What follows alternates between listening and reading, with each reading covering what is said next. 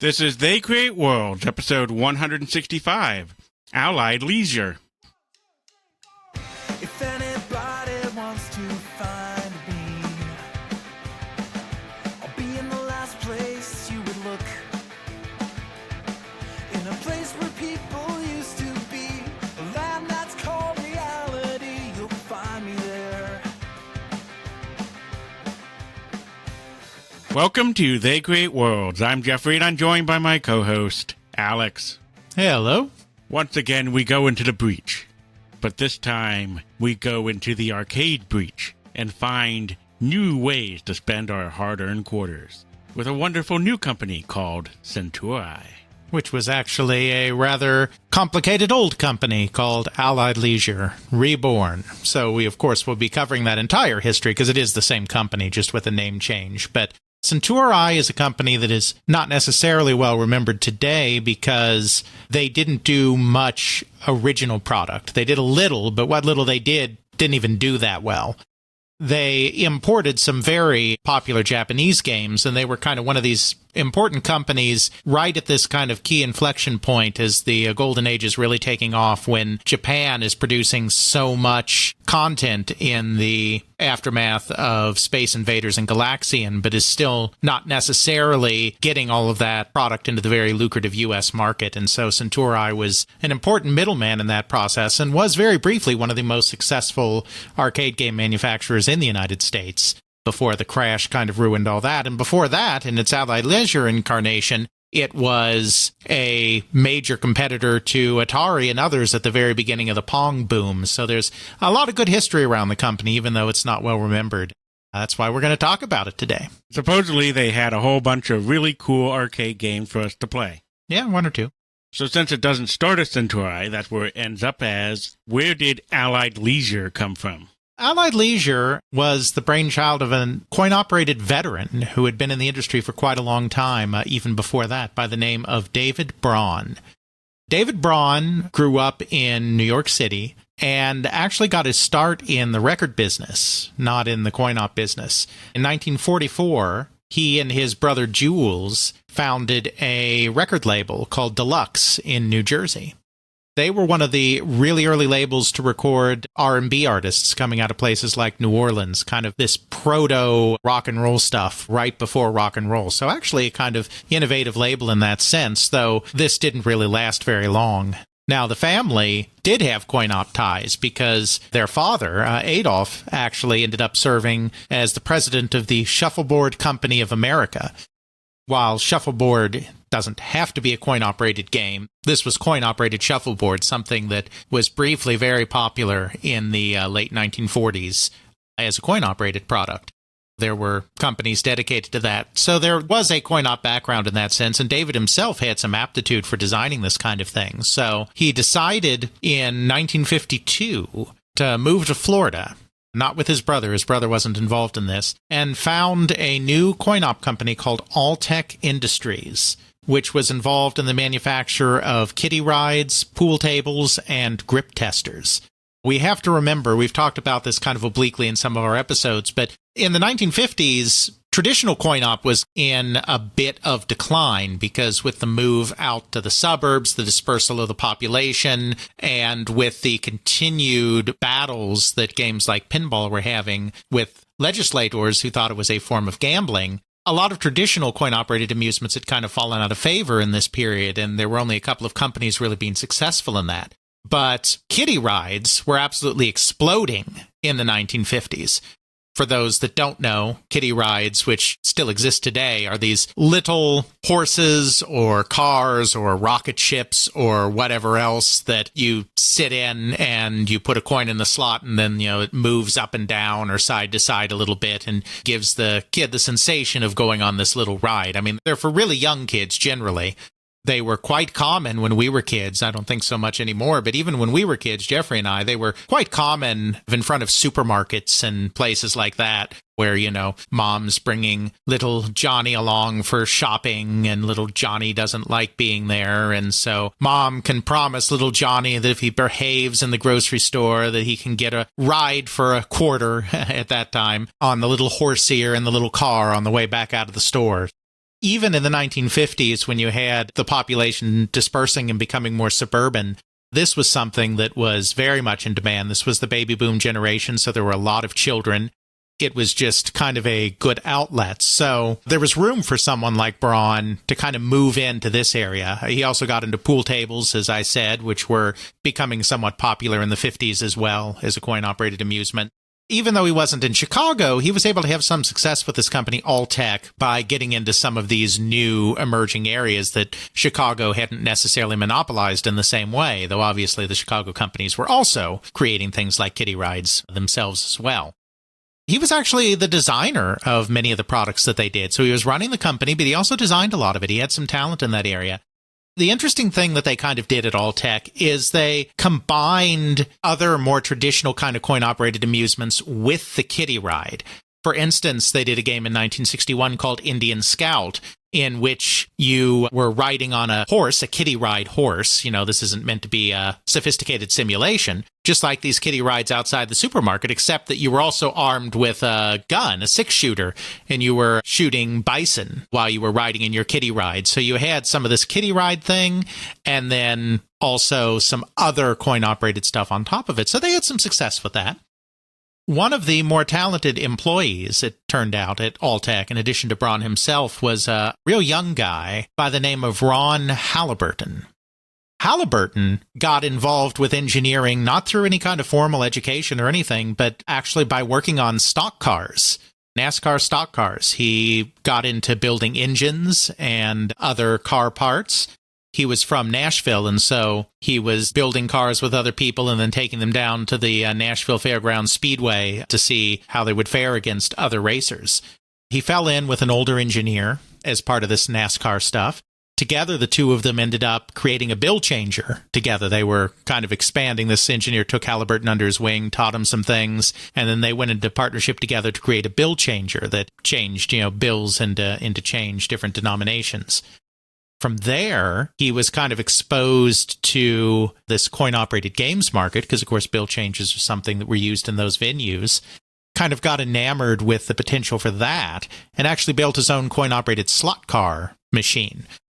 Slot cars, for those that don't know, being these little electric racing sets. Some of you may have had them as a kid, where you've got a track and you've got a groove or slot in that track where there's electrical wiring, and then you have a car that has a metal contact on it, and so you stick the car on that track, and then you have a little controller, and you can race the car around your little track.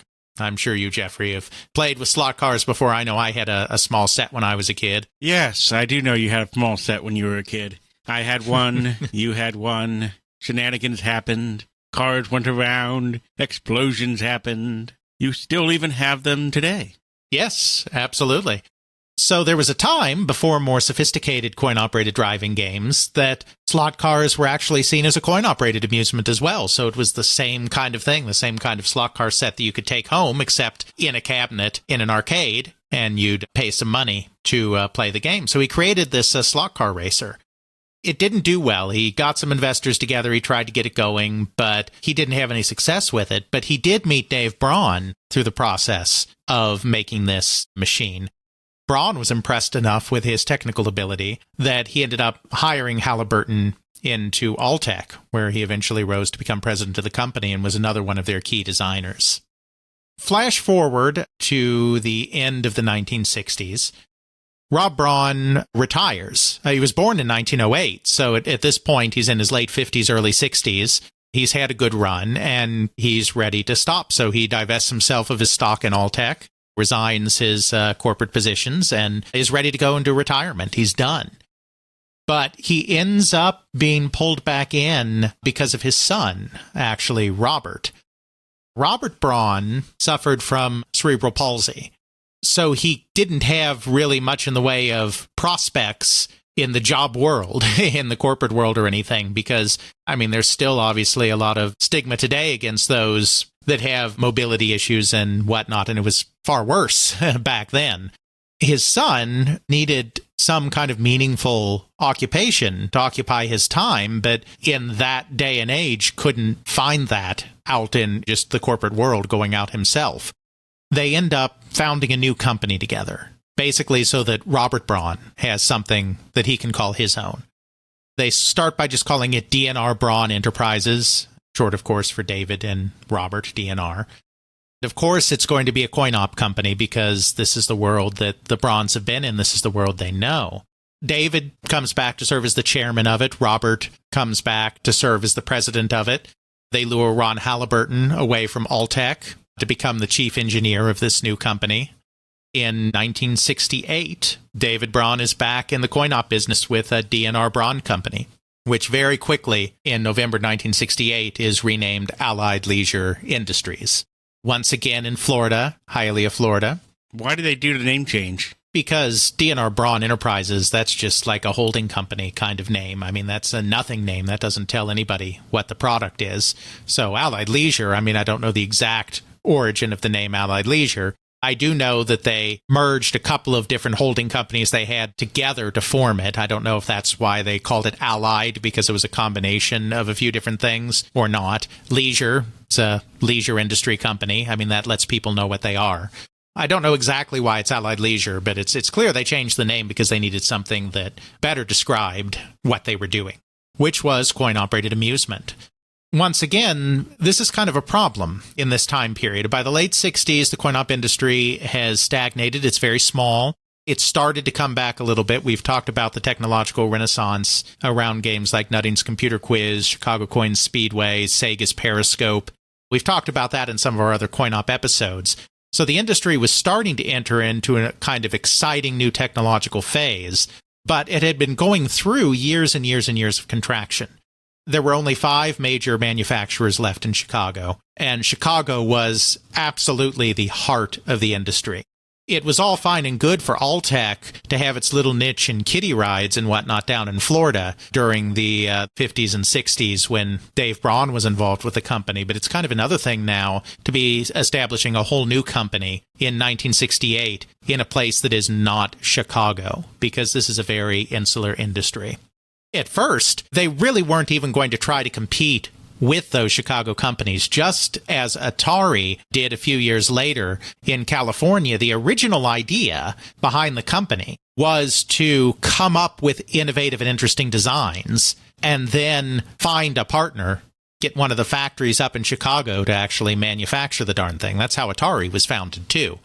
However, when they went around and kind of were trying to shop product around, they just weren't getting the kind of deals they wanted. They weren't getting the contracts, the financial commitment that they thought would make all of this viable.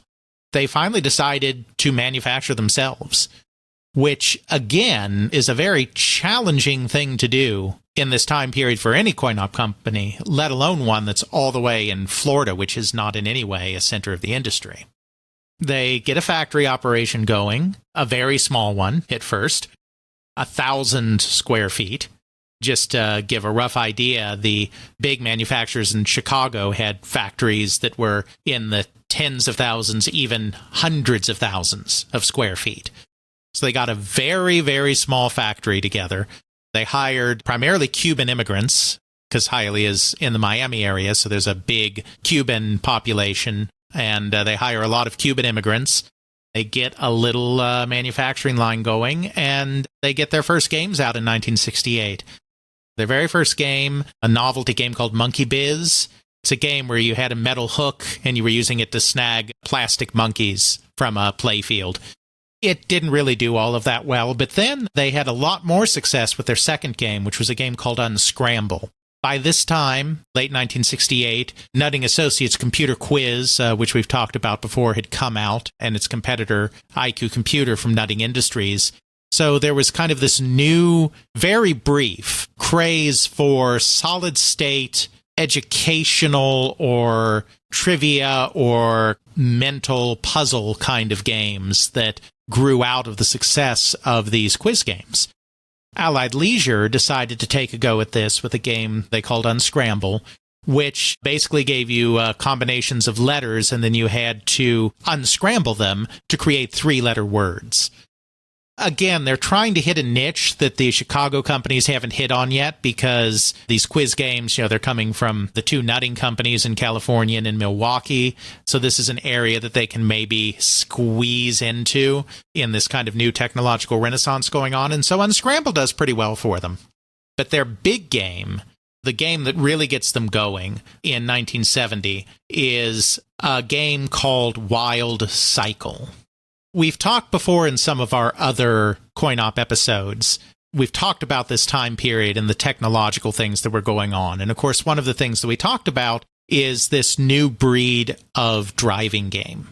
In the past, driving games were either slot car games, like the ones that we have talked about previously in this episode, or they were these rotating drum games that we've talked about before as well, where you've got this kind of model of a car set on top of a rotating drum. So you steer it back and forth to kind of keep it on the road. Drive Mobile, not the first game of its type, but kind of the first big game of its type in the United States back in the 1940s, and there had been other games of that type since then. Then in 1969, the Japanese company Casco had come out with Indy 500, which we talked about, which was kind of a new paradigm because it had individual cars painted on individual discs. Then these discs were lit by a light bulb in the cabinet, and they were in these very bright colors. So when these translucent discs were lit, they were very bright looking. It almost looked like a cartoon, even though it was just a painted disc. Then these individual discs would be on a track, and they would spin around on the track, and the individual discs then, because they were on these individual platters, they could collide with each other, so you could have collision detection. So you would race around a track, avoiding other cars, and it almost looked like a cartoon. I mean, it was something that really had not been seen before in the arcade. And so these driving games just took off, and Casco did it first. Then Chicago Coin either licensed, stole, copied, whatever, that concept to create Speedway, which is the game that really brought this to the United States, sold thousands of units in a time when that was no longer common in the industry, and set off this brief craze for these driving games. And so Allied Leisure entered this field with their Wild Cycle, which took the same basic concept except with a motorcycle instead. So a handlebar controller and motorcycles instead of racing cars. They also included an 8-track player in the machine.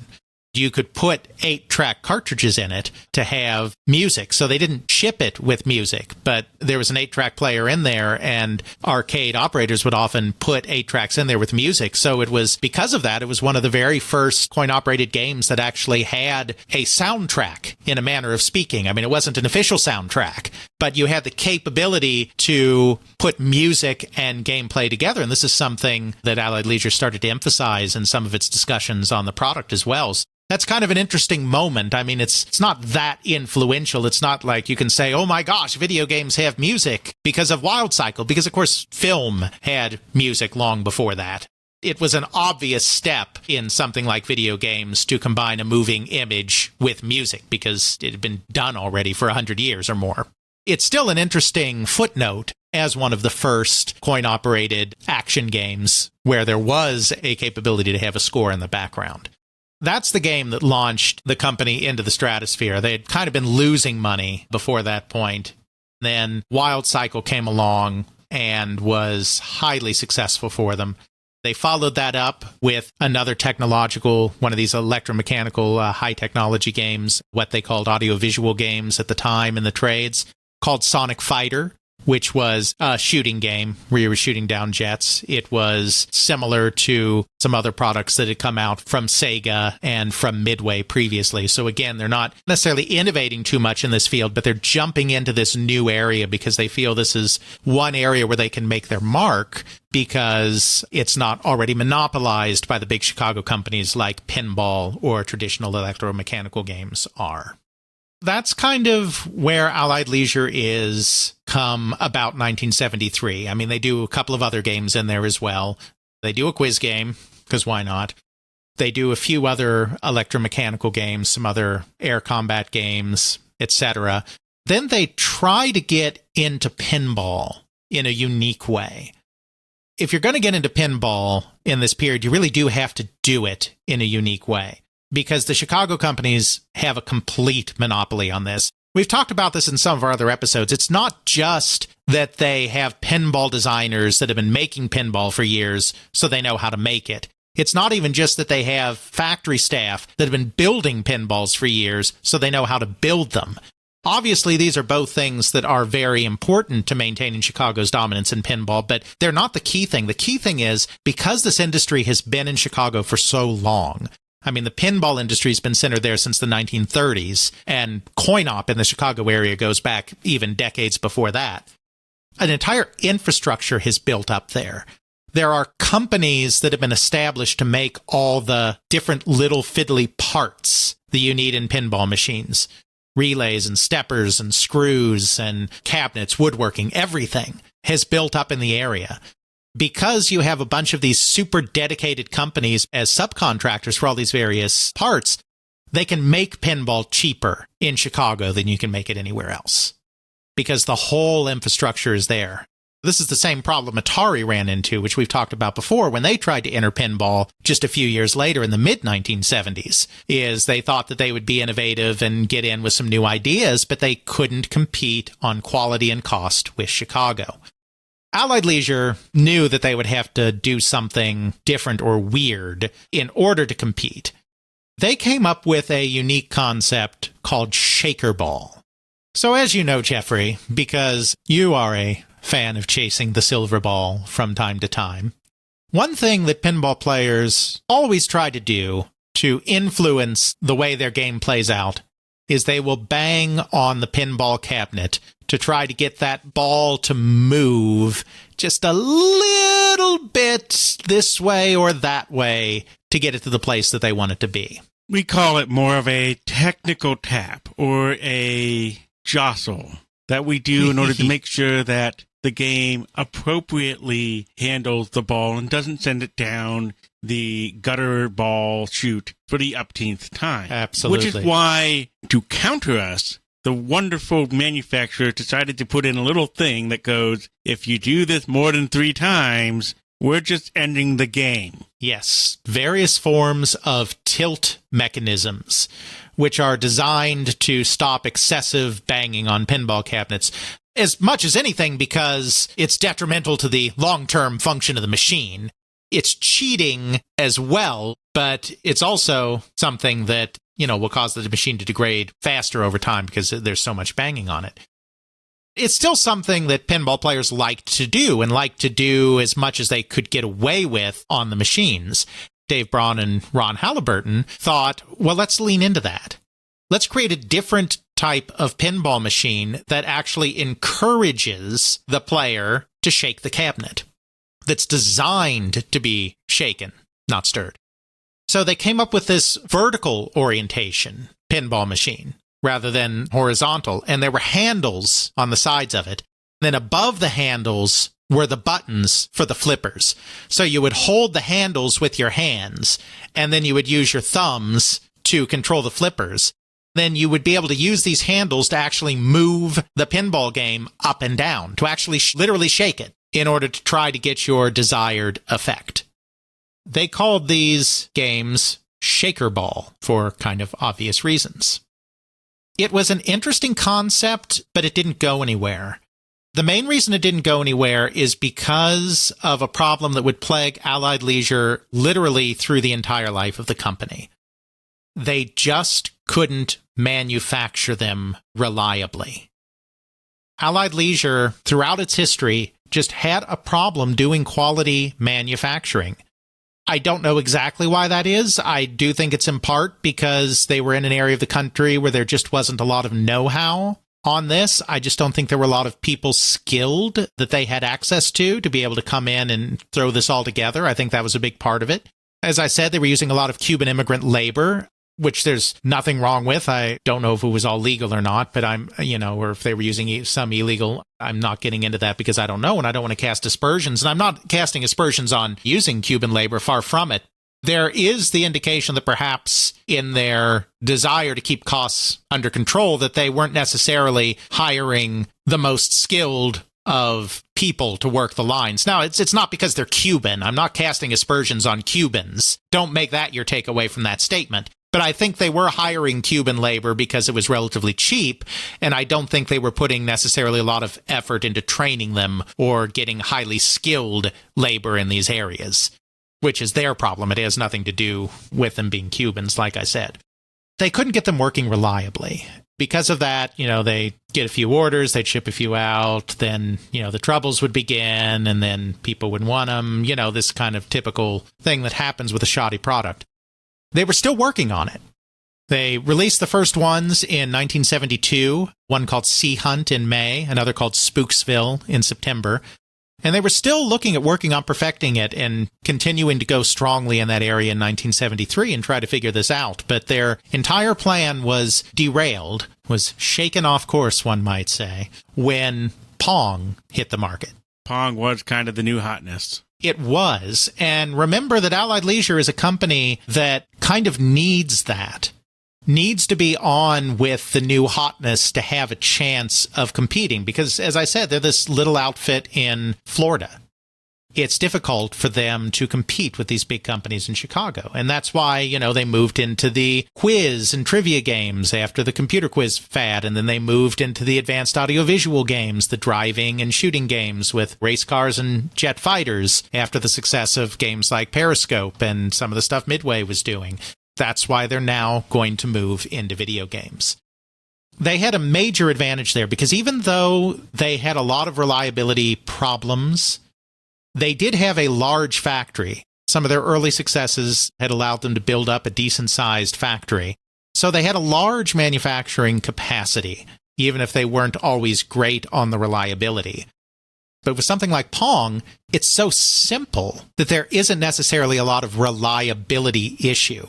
Early video, something like Pong, is the perfect marriage of coin-operated game with the factory capacity of Allied Leisure. And we have to remember that Atari was having a tremendously difficult time getting a factory operation going. I mean, tremendously. They were literally hiring people off the streets.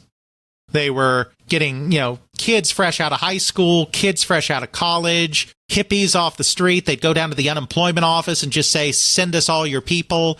It was a mess. It took a long time for Bushnell and Dabney to get their manufacturing issues sorted out. Because of that, as we've talked about before, we did a whole episode on the Pong boom, which we talked about Allied Leisure in a little bit. They ceded the market to the competition because they couldn't get out enough machines to meet demand, so distributors were going to go someplace else. And in fact, that's literally what happened to get Allied Leisure into the Pong business. Atari's first distributor in San Francisco, Advance Automatic, was getting very impatient with Atari, as were many other distributors, because they could not get all the machines they wanted. We've talked about this before, coin opposite novelty field. When a game takes off, you need to get in on it right then and there, because 6 months from now, a year from now, it may not be popular anymore. You are missing your market in coin op if you cannot get enough machines to satisfy your operators. So Advanced Automatic, the distributor in San Francisco, needed another source. So they sent one of their machines down to Allied Leisure and said, here's the hot new game that's coming out of California. This thing's huge. We can't get enough of them. The manufacturer can't make enough of them. Why don't you take a look at this and see what you can do with it? Because it's all off-the-shelf parts. There really wasn't any attempt to conceal them back then. Atari didn't even know that they were going to have this huge hit on their hand. As time went on, they would go through additional steps to try to cut down on the ability to pirate. They'd try to obscure what chips were being used. They would create custom chips that would be harder for other companies to replicate. There were attempts to protect the product a little bit. But Pong? It was kind of hastily thrown together and thrown out there using completely off-the-shelf components, by which we're talking about integrated circuits and the like. That was a real simple thing to just look at a board, read all the part numbers on the board, copy all the traces, put in similar parts, and you have Pong. I mean, it's super simple to copy if you have that kind of know-how. Advance sends this Pong unit down to Allied Leisure and says, why don't you make this? And Braun and Halliburton are like, why don't we make this? Well, they can't quite make it themselves because they don't have any people on staff that are electrical engineers. that can work with solid-state components. I mean, they have people that are electrical engineers, but not with this technology. They know they can build it. Their manufacturing guy, Troy Livingston, is actually appalled when he sees it, when he sees Pong, because it's just a mess, an absolute and utter mess. And this is because Atari had never been in coin-op before. The logic was well-designed. Pong was a well-designed, put-together product. Al Alcorn did a good job with that part of it. But they had no idea how to create something that could survive the rigors of the arcade because they'd really never done it before. The coin circuitry was a mess. The power supply was a mess. It was fine if it was just something that you were going to have in, like, your living room.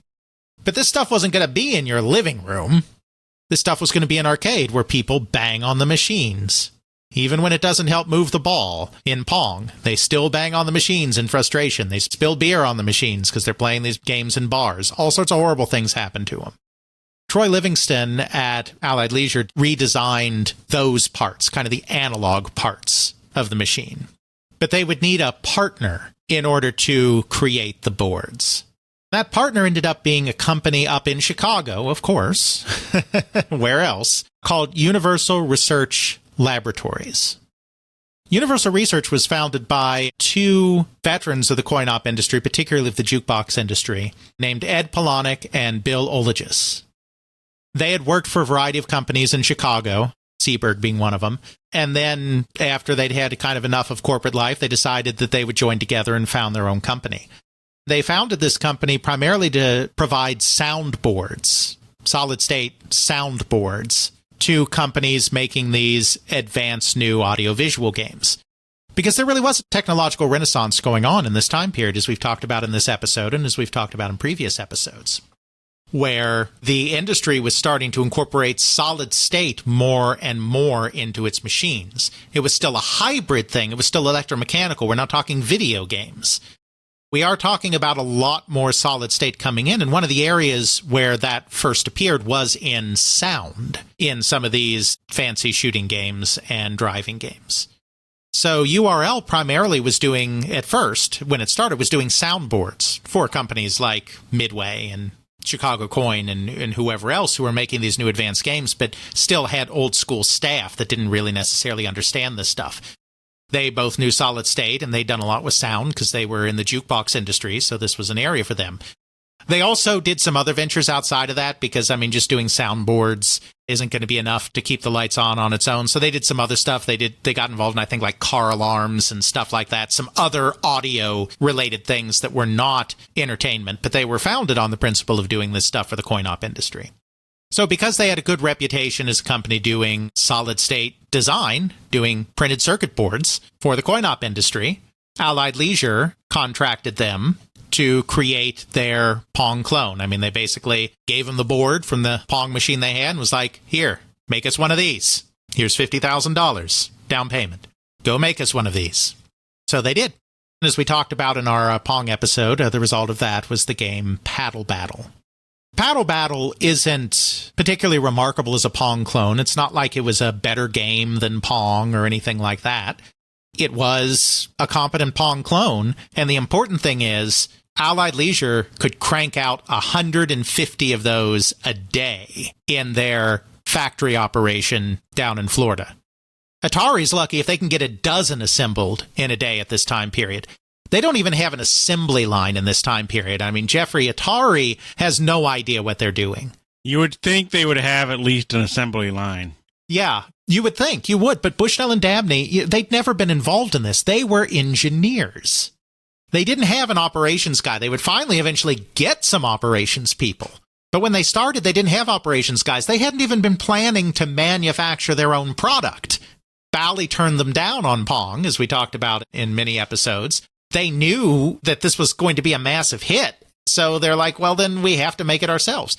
They would wheel the cabinets individually into the middle of the floor at the converted roller rink, not exaggerating, converted roller rink that they were manufacturing in. A cabinet would be wheeled into the middle of the floor, and then one by one, everyone would stuff their part of the game into the machine. You know, the person would install the television, would install the board, would install the harnesses, would install whatever.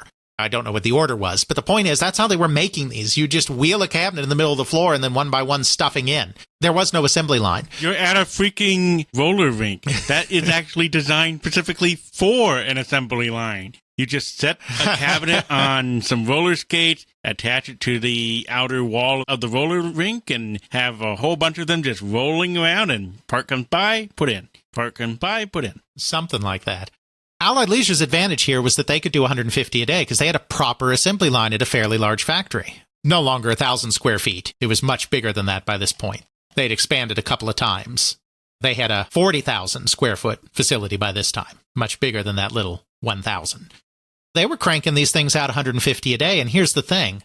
They got in early. Because we have to remember, and we talked about this in our Pong episode, Pong is technically a 1972 game. Atari started shipping their very first units in November 1972. But for all intents and purposes, it's a 1973 game. Because Atari wasn't able to get any kind of national distribution going until March of 1973. For all practical purposes, outside of it being this little curiosity on the West Coast, Pong didn't really hit the market until March 1973. But because when it was still this little curiosity on the West Coast, Advanced Automatic had sent Allied Leisure a Pong cabinet, Paddle Battle also came out in March 1973, the same month that Atari was finally getting national distribution. Critically, a good solid month before any of the Chicago companies were able to get involved. There were some other clones coming out at around the same time, but they were all from other small California companies. Foreplay, Ramtech, Nutting.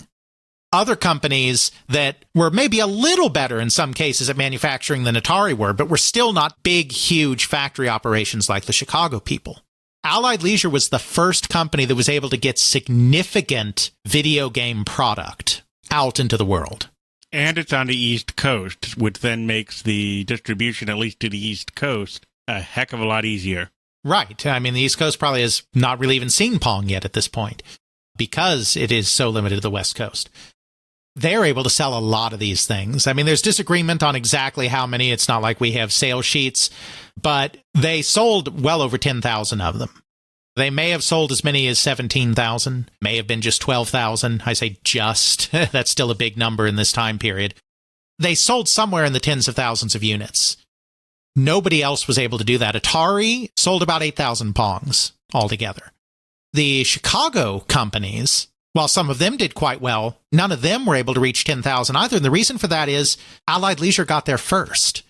So by the time Chicago realized what was happening, and companies like Bally Midway, which licensed their version from Atari, or the companies that just straight up cloned it, like Chicago Coin and Williams, by the time these Chicago companies were getting their machines out in April and May of 1973, Allied Leisure had already been able to flood the market. They were already able to make bank on these things. So what they did is when the big Chicago companies came in, they cut the price. They could afford to cut the price at this point because they'd already made so much profit on it. They were already profitable. They didn't have to worry. They could cut the price and keep selling. The Chicago companies just getting started couldn't match them. So they got the early market just by having that advance notice from Advanced Automatic. Then they were able to keep the market as the big companies were going on by cutting the price. Then, just as the big Chicago companies were getting to the point where they were ramped up on production and they felt comfortable that maybe they could start offering discounts as well because it's a hit, it's huge, everyone's making money, they leapfrog everybody, including Atari, by releasing a 4-player version, Tennis Tourney, in August. As soon as that 4-player model comes out, it kills the 2-player market entirely. Because, of course, the 4-player games can still be played by 2 players if you prefer, so it's not like it cuts off that 2-player, but now you can have as many as 4 players playing. That means you could have twice the income coming into the machine, more people, more coins going in, because, of course, it's more expensive for everyone to play. But you and your entire family can play. Exactly. That kept them ahead of the market again. It forced the rest of the industry to react to them. Atari doesn't release their four-player game until September, and they're pissed about it. Nolan Bushnell gave an interview in the trades where he said that he was really upset that they had to release Pong Doubles, their four-player game, when they did, because they had been planning not to release that for a few more months because they wanted to be in the two-player market longer, milk that more, and then come back fresh with Pong Doubles. But everyone had to react and rush in because Allied Leisure led the way there. Tennis Tourney was also a hit, not nearly the same hit as Paddle Battle was. It only sold a few thousand units, but between them, they sold over 20,000 units, most likely, of ball and paddle games in 1973, and they were leading the market in that category. Now, as we talked about in our Pong episode, it was a short-lived category, but for the period of time that it existed, they owned it. Not Atari, even though they invented it. Not Midway, even though they were the big Chicago company, but Allied Leisure was the company that was really owning that ball and paddle market, though nobody had a monopoly. Those other companies were selling thousands of units as well. Everybody was making money. Allied Leisure was making a whole lot of money. They're a public company, so that's important for them. It was public from the beginning. They actually took it public right when they were creating it, which is kind of unusual for a small company like that. So they're a public company, so we know a little bit about what their finances were like because they had annual reports and everything. They were actually public. They did very well. They had a loss in 1972, and they made a profit of several $1 million in 1973. Actually, a profit of $1.6 million. It wasn't several million, but they went from an $838,700 loss in 1972 to a $1.6 million profit in 1973. So life was good. But then a couple of different things happened. First of all, on the macro level, the Pong market did collapse in 1974. We did a whole episode on the Pong market, so we won't belabor that point here, but it did collapse. Something even worse happened to Allied Leisure, though, because on January 31st, 1974, while most of the staff were in London for Coin-Op trade show, the ATE show, the big British trade show, there was a fire at the Allied Leisure plant that burned the whole thing to the ground. What was the cause of the fire? Well, funny you should ask that, because that is really a mystery, still to this day. Ethan Johnson, friend of the show, did a blog post on this a few years ago, but there were very conflicting reports on what happened. Press accounts at the time said that it was an electrical fire. This is something that is echoed by some staff, particularly Gene Lipkin, who would later go on to Atari. He got his start at a distributor, but his first job with a manufacturer was actually as the sales manager at Allied Leisure. He left Allied Leisure when a commission that he was promised on paddle battle units sold didn't materialize, and then he ended up going to Atari and having a long career in Coin-Op. Gene Lipkin, he says it was an electrical fire as well, but there are some employees that say it was arson. Troy Livingston, the manufacturing guy, says that it was gasoline was used, thrown into either end of the building. That conflicts with other people's accounts and conflicts with the newspaper accounts.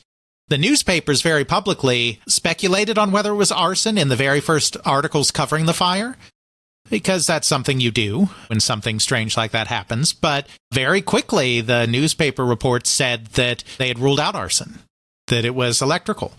There were claims that it was part of a theft attempt. Chuck Arnold, who was not there at the time, but joined the company very soon thereafter, so was around for kind of the aftermath, the fallout of it, says that it was part of a botched attempt to steal circuit boards from the company, and that the police pursued this later on, though Ethan, who researched this, wasn't able to find any evidence that that was true. However, they had a break-in previous to that, where someone had broken into the factory and stolen boards. So it's possible that Chuck Arnold, or the people that Chuck Arnold was hearing this from, were conflating these two events, which happens all the time when people are trying to remember things. It could be that people are jumbling together this memory of this theft that they did have with the fire that they had and are conflating them in their mind to create one narrative. It looks like it probably wasn't arson. In all honesty, I think we can probably trust the newspapers on this one. Allied Leisure is a company that was kind of in some shady corners. There were rumors of mafia ties, as there often are with coin-op companies.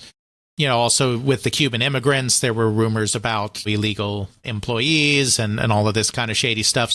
There was always a lot swirling around Allied Leisure. Was this something that was kept quiet because of all of that, or Was it really just an electrical fire? I mean, I kind of tend to think it was just an electrical fire, but there are doubts. There are legitimate doubts. We'll probably never know. I mean, this was 50 years ago, almost. No forensic people are going to go back now, and I mean, I'm sure the site's been completely rebuilt over. I mean, no one's going to go back now and figure this out. We're going to go with electrical fire, maybe put it in some light air quotes, and leave it for you, the listener, to decide which version you like best. Personally, I'm rooting for it would be very sad if your factory were to meet an unfortunate accident if you do not allow us to play 4-player Pong on the West Coast. Right. Absolutely. This was a catastrophe. They suffered over $1.5 million in total damages. This is in, remember, 1974 money, so I mean that's a chunk of change in 1974. And I take it there was no, fire suppression system or anything there, because if the whole building is lost... Yeah, I'm guessing probably not. I mean, it's a factory in the 1970s. Codes weren't exactly then what they are now. I get the sense that the Brauns were not always investing everything they could into everything they had either, so it's not like they were going to have a state-of-the-art system. Well, the fact that it was probably, in all seriousness, probably was an electrical fire, I mean, that just goes to show what kind of state they were keeping their building in, because that means that their electrical system was probably not exactly up to code either, so it's no surprise they wouldn't have some kind of fire suppression system. And of course, everyone was gone, which made it worse. There was one employee, I believe, that perished in the fire, but there weren't that many people around because everyone was in London. Just imagine running cabinet-making saws with lamp cord. Or, having your entire entertainment and video game console suite plugged into a lamp cord extender that one was not aware of. Behind paneling. Fake wood paneling. That went up in flames very easily when I tore it out. Yeah, that could have been trouble. But that's another story for another time. So yeah, all their inventory was gone. Their factory was gone. That could have really been the end of the company, and I don't know how they pulled together. I mean, I literally don't know. I don't say that rhetorically. I don't know how they pulled together, but they did. The fire was in January. By March, they were back in production at a new 40,000 square foot facility. Well, actually, they moved in March, and then by April, they were back in full production on product. 90 days after that complete loss. Pretty remarkable, really. Impressive, yes. However, they were not back in video. This is because they, like many people, thought the market was dead at this point. I mean, the Pong market fell apart in 1974, and some of the more traditionally minded people in the business didn't see a separation between the ball and paddle market and the video game market. I mean, it was synonymous. The Pong market was the video game market. So with the Pong market dead, the video game market was dead. That's how a lot of the Chicago companies saw it, and that's how Allied Leisure saw it. When they went back into production, they did not continue on video. They had one final product in 1974, a game called Zap, where the paddles could be moved horizontally and vertically, but they were basically done. So where were they going now? Well, they were going in a couple of different directions. First of all, they were going into slot machines for the first time. This is something they'd actually wanted to do for a while, probably since near the beginning of the company. But they couldn't because Florida had laws outlawing slot machines, and because of the Johnson Act, which made it illegal to ship slots where they were outlawed and everything, they couldn't make slot machines for legal reasons through a combination of Florida and federal law. However, in the early 1970s, Florida decided to allow for the manufacture of slot machines. This was a time when a lot of parts of the United States were looking at expanding into slot machines because there was a recession and cities were looking for new ways to raise money, and so there was a lot of serious consideration about what about gambling. The climate was changing, so they got into slot machines. They got into gambling machines.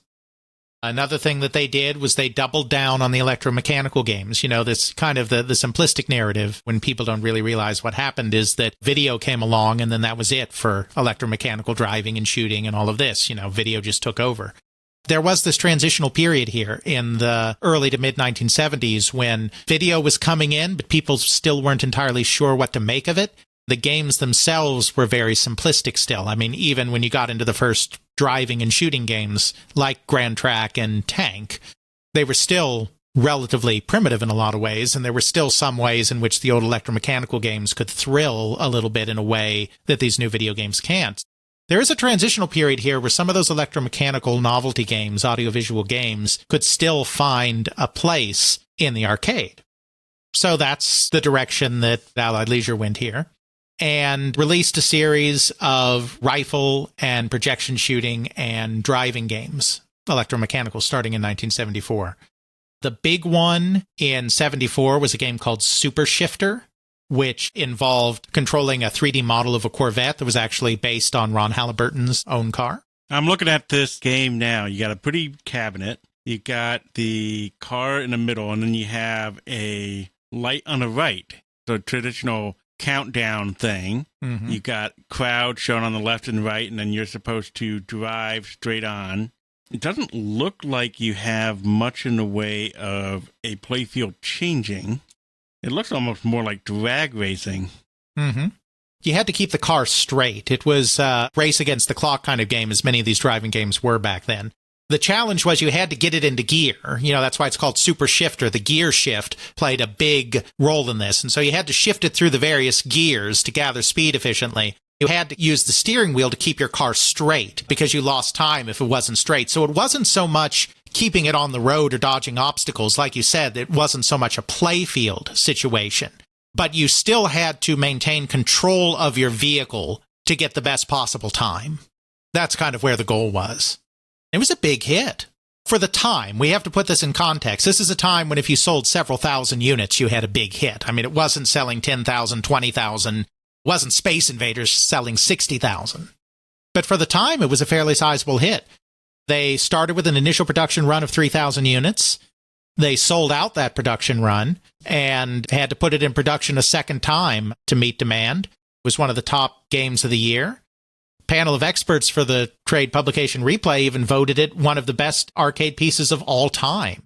Now, any best of all time polls are going to have a little recentism in them because people tend to vote for things that they've seen recently that they remember, and you always remember well the things you've just seen. But still, that's pretty remarkable. A game that just came out, a panel of experts decided was one of the best games ever. I mean, was it really one of the best games ever? That's not important. The important thing is it had a huge impact. It really captured the imagination of people in the industry.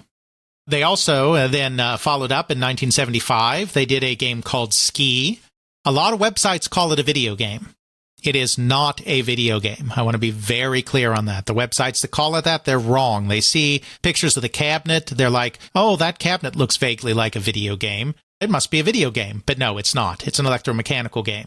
And it's interesting because you actually stand on these two foot pads simulating the skis and grip a pair of ski poles, and you have to twist and turn your body to control your skier. It's kind of the same idea of Super Shifter where you have to keep your player on the track, but instead of your player being a Corvette that you're controlling with a steering wheel, it's a skier that you're actually literally controlling with your body. So that's kind of cool. The other big game that they have, their biggest game in 1975, is one called F-114, which is a huge projection screen air combat game. When I say huge, I mean huge. It had a gigantic curved monitor and a swivel seat because you actually could not take it all in. It was big enough that you could not take it all in just by looking straight at it. So there was actually a swivel chair so you could turn around to your sides and get the stuff in your peripheral. You know, kids, how you like your big curved screens? This thing has it. Absolutely. It had great sound, explosions, whine of the jet engines, and there was also voice. Pilots would actually be talking, pointing out where the planes were coming in, some of the exact lines from, okay, Shark Lead has a tally on the Bandit. Shark Lead had a tally on the Bandit. He's on our left, 10 o'clock, low left, stuff like that. That's actual dialogue, from the audio. So it was this big, massive audio-visual experience. Yeah, I'm looking at some video of it now. It's really pretty, actually. Yeah. You got a lot of lights going on. Yeah, it's simplistic in a way because the other planes and stuff in your reticule are just white overlays on there. But it's all moving around and you got this big field of view. You're on that swivel chair, as you said, but you have to take full advantage of that. And it feels like trying to really get that full depth of field thing going on.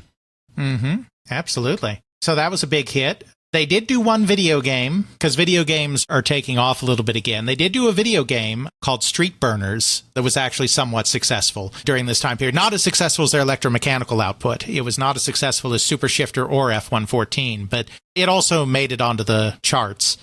Street Burners was basically just taking Super Shifter and turning it into a video game, for all intents and purposes. That same kind of drag racing kind of feel to it.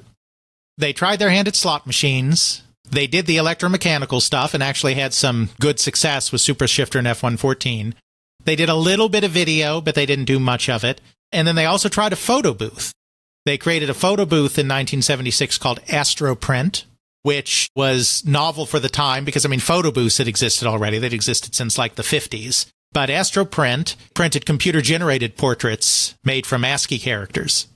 So it was pretty early on that. It was a sensation when it debuted. However, it cost $12,500 in 1976 money. So they only sold about 20 of them. But they're trying, because they're out here in the boonies in Florida, and they have to come up with something that nobody else is doing. So they're trying the audiovisual games, they're trying off and on the video games, they're trying this photo booth. And then the other thing that they try again in 1975 and 1976 is pinball. They had tried the shaker ball thing in 72, 73. Just when they thought that they may try to have a go at it, video came and interrupted their plans. But now they're back in late 1975, trying their hand at pinball again. But just like the first time, they know that they have to have something the Chicago companies don't. This time, that thing they try to do is solid-state pinball. They're not the only small company doing solid-state pinball. Atari's working towards something. Ramtech is working towards something. Of course, we did a episode on Dave Nutting and what he was up to at Milwaukee Coin Industries and then at Dave Nutting Associates. And Dave Nutting Associates was about to put out a solid-state pinball system as well. There were a few companies that were doing this, but it was all kind of the same impetus. It's like the companies in Chicago don't know how to work with solid-state yet. This is our way to get into pinball in a way that they can't match. A couple of years later, the Chicago companies do get in, but at this point, they're not there yet. And so Allied Leisure's been doing video games. They've been doing solid-state stuff. They were basically like, let's look at doing solid-state.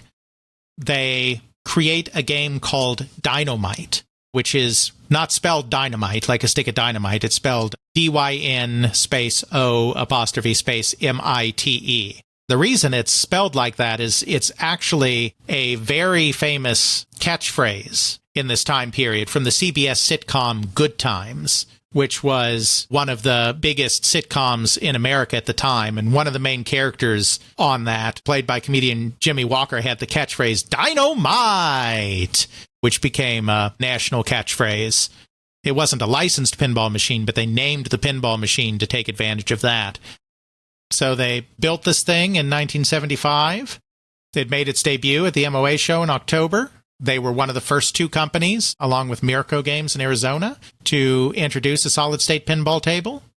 It was a disaster. It only sold about 1,600 units, which, in the context of the times, was certainly not what they were hoping for. But again, it was the same problem that plagued a lot of their products.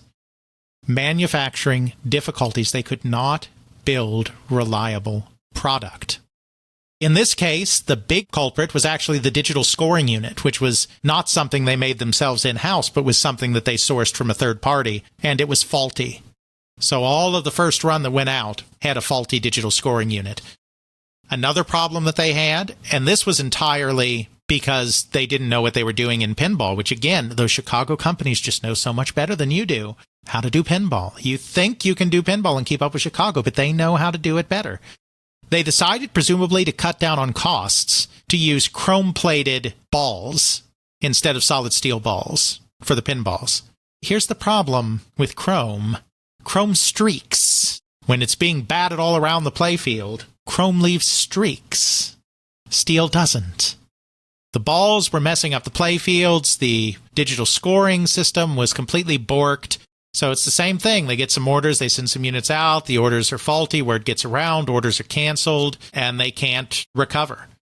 It basically killed their pinball business that year. That didn't force them to get out of pinball, but it killed their pinball business that year. This happened at a very bad time for the company generally. Pinball was a problem. They had some great success with those electromechanical games like Super Shifter that we talked about. But then their follow-up product in that, their follow-up electromechanical game, Daytona 500, also had to be delayed because of manufacturing difficulties and quality issues. The same thing. And then at the same time, these things happen. Those things are small disasters. But at the same time, they have a major disaster.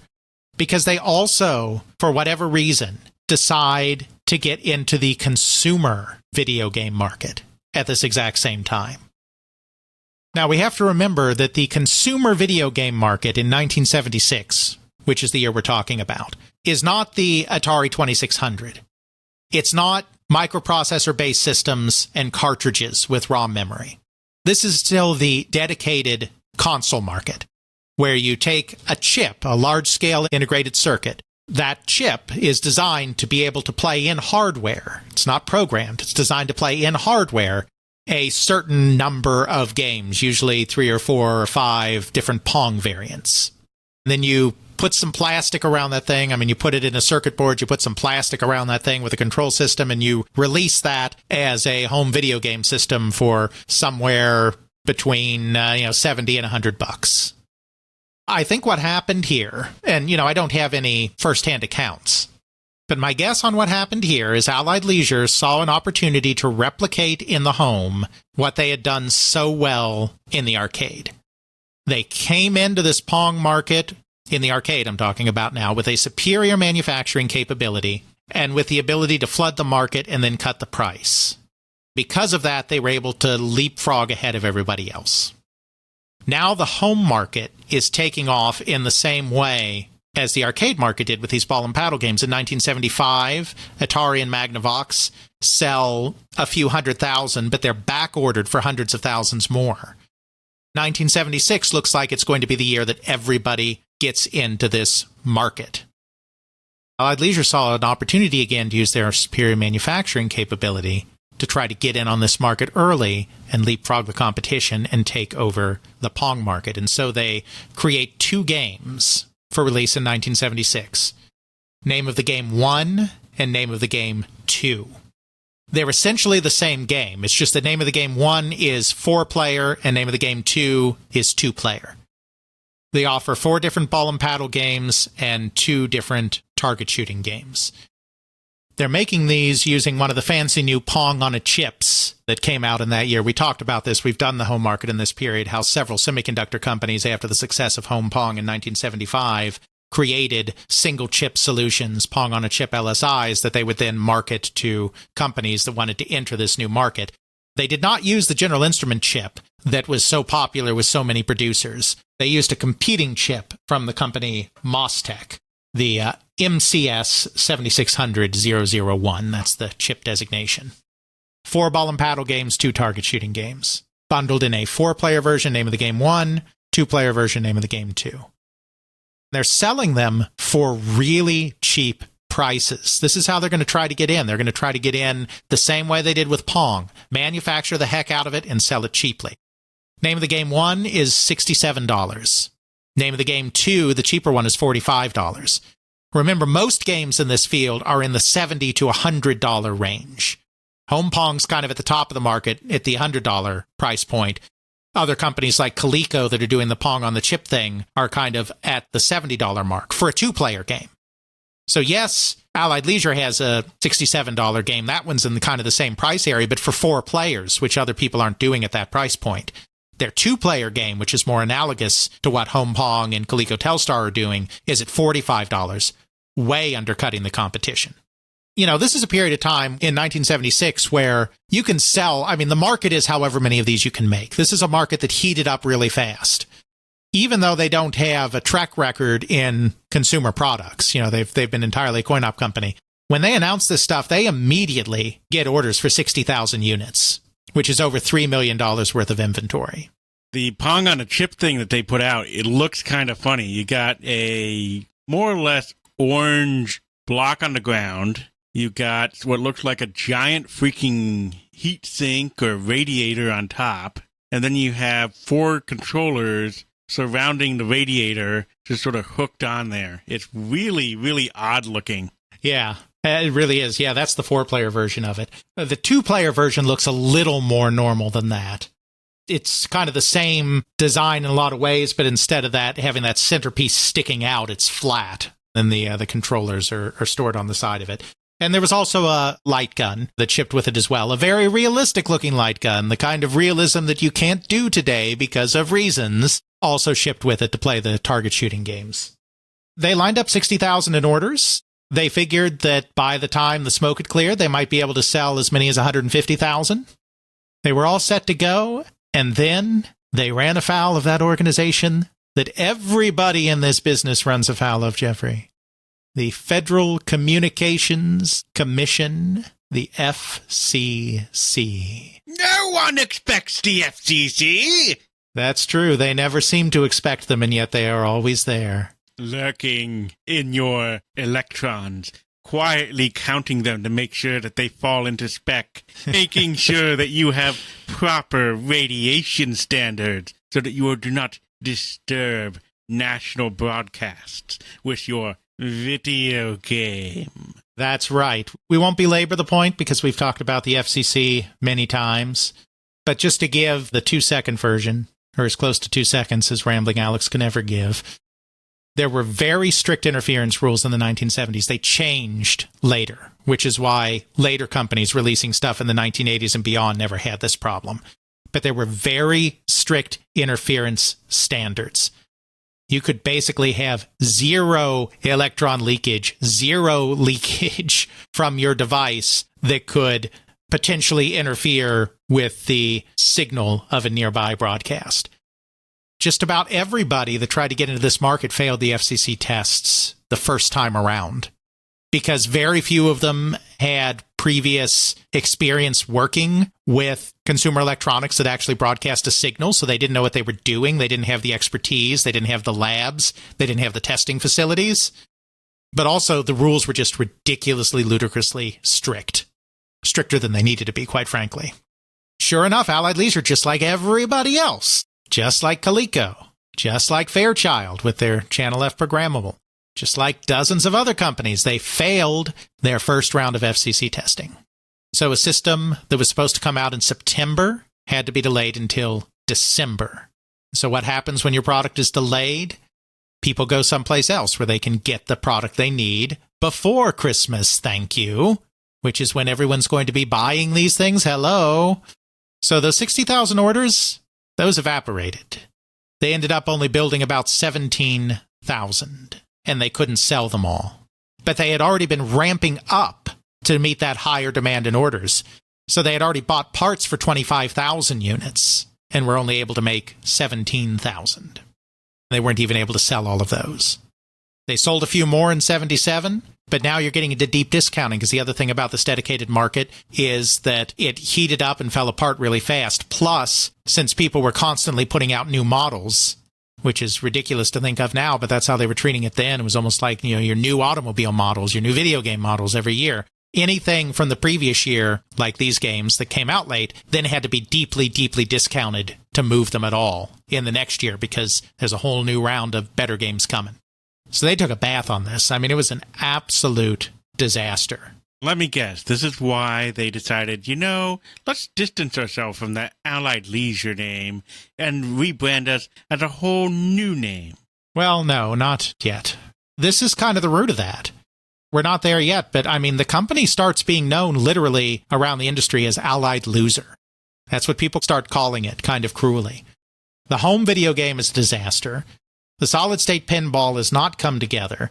The electromechanical arcade game stuff had been doing okay, but manufacturing difficulties means that they've had their latest units delayed. Magnavox has sued them, just like they've sued everybody else. Now they're having to pay Magnavox a royalty on their video game product, the same Magnavox patent infringement suits for ball and paddle games that we devoted a whole episode to. So, yeah.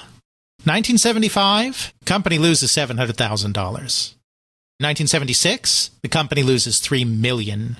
March 4th, 1977, the company files for bankruptcy. That would normally mean it go bye-bye Good day. Nice seeing you, sir. Yeah, that often would. It didn't, though. It's able to make it through. First of all, Dave Braun, because he's had some success in life, is himself pretty well off. He's pretty wealthy. So he actually loans the company $1 million of his own money to keep them solvent. They're able to limp through 1977. They try out a few different things. They try a home backgammon game, electronic game. It never actually ships, but they design one. They're trying to make some headway back in there. They were taking on subcontracts with their factory because they have the big factory operation. They start taking on all sorts of subcontracting jobs just to try to keep the lights on. They even manufacture fiberglass skateboard parks in their factory. Not because they think they're going to get into the skateboarding business, but just because they've got the factory, it's an asset, and they're just trying to keep the lights on. They lose another $3.1 million in 1977 fiscal year. Robert Braun, David's son, the one with cerebral palsy, dies on December 28th, 1977. One of the principal reasons the company was founded is now dead. But they are able to get out of bankruptcy. You know, the loans, they're able to get enough credit together with David Braun's help that they are discharged from bankruptcy before the end of 77. In 1978, they're able to limp back a little bit because they finally hit on a pinball innovation that finally does something for them. And that's cocktail pinballs.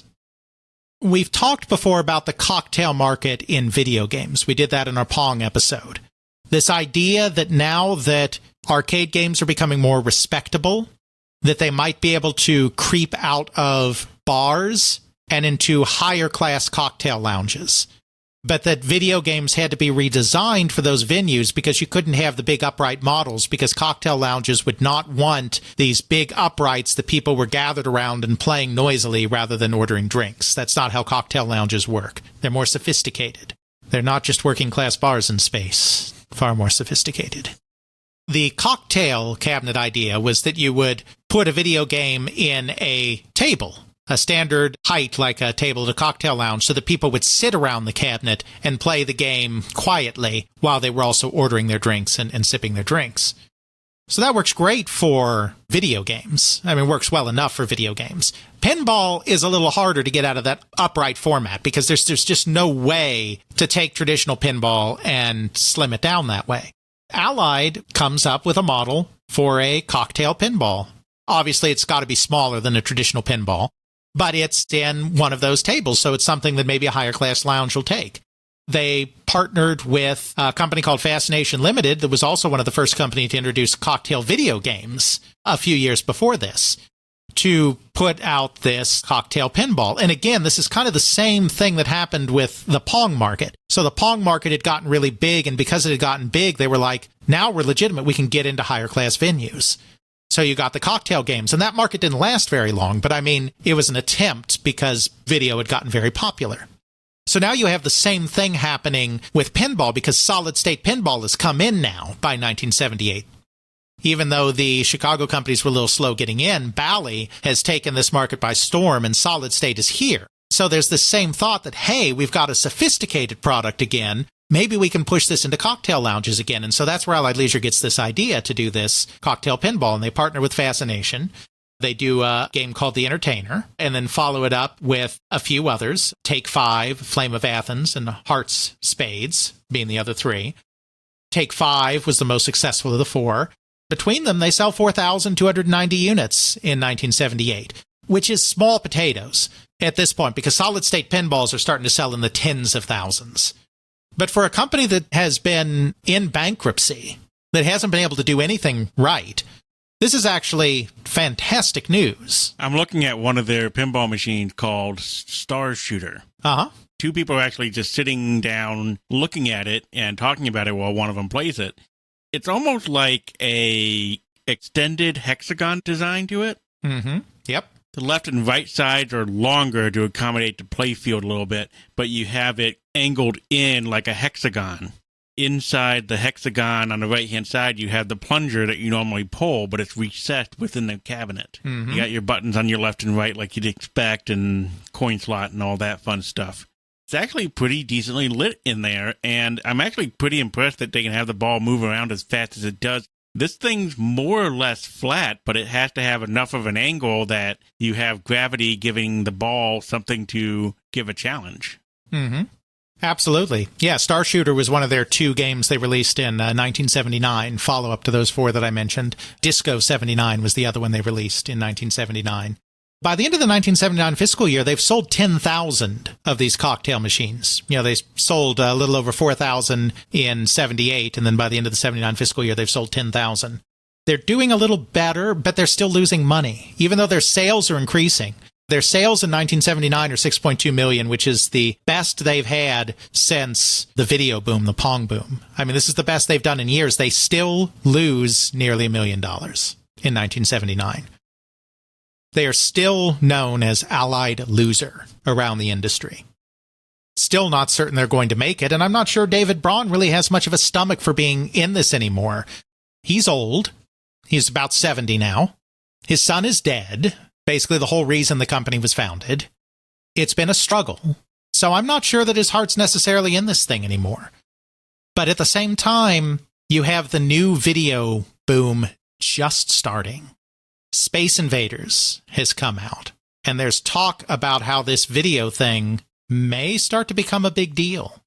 This attracts an entrepreneur from Binghamton, New York, by the name of Milton Kaufman, who, along with other members of his family, controls a conglomerate called the Kaufman Group of Industries that are just involved in various business ventures, some of them manufacturing, some of them others. They have a reputation for coming in and taking over a failing company and turning it around. Milton Kaufman has a belief that video games are about to become one of the entertainment fields of the 1980s. So he's looking at getting the Kaufman Group into this video game thing, but of course they have no expertise. They're business people. They're not involved in coin-op. So they need something existing. On June 1st, 1979, Milton Kaufman reaches an agreement with David Braun, who, like I said, I don't know this for certain, but is probably just ready to be done with this at this point, for Brighton Products, one of the specific Kaufman companies, to acquire Allied Leisure. Braun's getting out of it. He's divesting himself of this whole thing. He's washing his hands of it. And it'll now be Milton Kaufman and other members of his family that control the fate of the company. The company that had been known as Allied Loser for years would, for a very brief period, take a meteoric rise into being one of the great manufacturers in the American coin-operated video game industry, only to make as dramatic a fall as the entire industry began to collapse around it. That is where we will take up in our second and final part of this look at Allied Leisure Centuri, as we cover the transition into Centuri and some of the successes and failures it had during the golden age of video arcade games in the early 1980s. I guess I have to rename this episode to just Allied Leisure now. You can. You certainly can. Yes. I had a feeling we'd break around here. I never know until we record these things, but I always kind of guess that I'm going to talk a lot. I mean, that's usually a safe bet, wouldn't you say, Jeffrey? Just a bit. As someone who eliminates anywhere from 15 to 30 minutes of you talking from every episode. Though, in fairness, a lot of that is eliminating 15 minutes of me pausing. And misspeaks. Don't forget those misspeaks. Yes, kids, you get to suffer with the long pause. That's what I save you from. So yes, we will wrap up the Centuri story, get that transition from Allied Leisure to Centuri, and wrap up the history of the company next time. On They Create Worlds, the historical editions. Check out our show notes at podcast.theycreateworlds.com, where we have links to some of the things that we discuss in this and other episodes. You can check out Alex's video game history blog at videogamehistorian.wordpress.com. Alex's book, They Create Worlds, The Story of the People and Companies That Shaped the Video Game Industry, Volume 1, can now be ordered through CRC Press and at major online retailers. Email us at feedback@theycreateworlds.com. Our Twitter is TCW Podcast. Please consider supporting us on Patreon at patreon.com/theycreateworlds. Please help get the word out by leaving a review on your favorite podcasting service. Intro music is Airplane Mode by Josh Woodward, found at joshwoodward.com/song/airplane mode, used under a Creative Commons Attribution License. Outro music is Bacterial Love by Roland Music, found at freemusicarchive.org, used under a Creative Commons Attribution License.